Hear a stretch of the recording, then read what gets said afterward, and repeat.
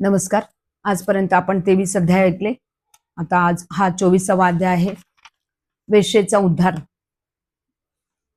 तर ब्राह्मण पुत्राचा उद्धार केल्यानंतर आता ब्राह्मण कन्येचा शोध घ्यायला तिलाही मार्गदर्शन करायचं आणि तिचीही भाग्यरेखा बदलायची असा मनाशी निश्चय करून नारायण तिचा शोध घेत गावोगाव फिरू लागला. फिरत फिरत तो एक धनाढ्य नगरीत आला. ज्योतिषाचा वेश करून हातात पंचांग घेऊन तो गल्लोगल्ली फिरू लागला.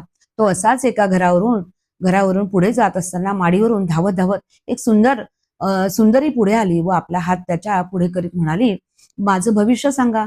नारायणानं रंग, रूप, बांधा, आवाज आणि कपाळावरच्या गोंधळावरून ओळखलं की हीच ती ब्राह्मण कन्या. तो तिला म्हणाला, बाळे, असं रस्त्यावर भविष्य सांगणं योग्य नव्हे. आपण जर. ती त्याला माडीवर घेऊन गेली. नारायणाने एक वार निरखून तिच्याकडे पाहिलं. असं काय पाहता? काय झालं? असं तिनं त्याला विचारलंही. तेव्हा तो म्हणाला, मला माझ्या एका ब्राह्मण मित्राची आठवण येते.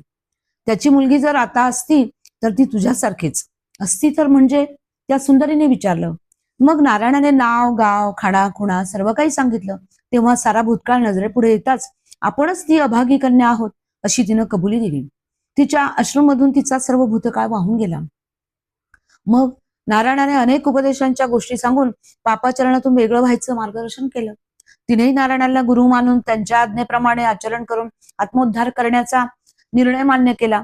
तेव्हा नारायणाने पापकर्मातून जमा झालेली सर्व धनसंपत्ती तिला सेवक आणि ब्राह्मण वर्गात वाटून टाकण्याची आज्ञा केली. तिनेही ती आज्ञा मान्य केली. स्नान केलं आणि हरिचिंतन करून एका क्षणात सर्व संपत्ती दान केली. आता पुढे काय? तेव्हा नारायणांनी तिला सांगितलं, मी आता जातो. तू आता असं कर, आज जो कुणी मनुष्य तुझ्याकडे येईल त्याच्याकडे 3,000ची मागणी कर.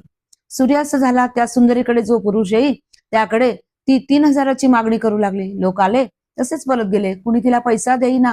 ही वार्ता नारदांनी ब्रह्मदेवाला सांगितली. आपण हेही विधिलिखित खोटं ठरणार ही भीती वाटून ब्रह्मदेव स्वतः 3,000 मुद्रा घेऊन तिच्याकडे आले.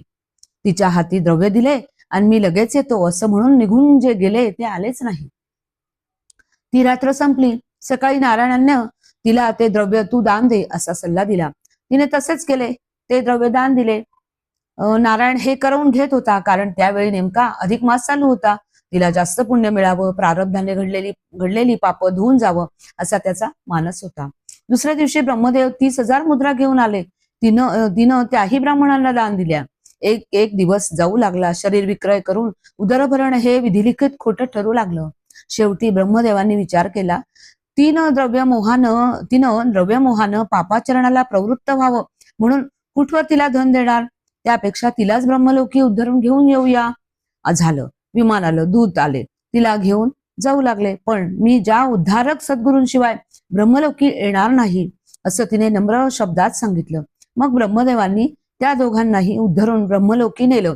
ही सत्यकथा सांगून नारायण लक्ष्मीला म्हणाले, असा आहे बरं ह्या अधिक मासातील दानाचा आणि गोदानाचा महिमा. जय जय रघुवीर समर्थ.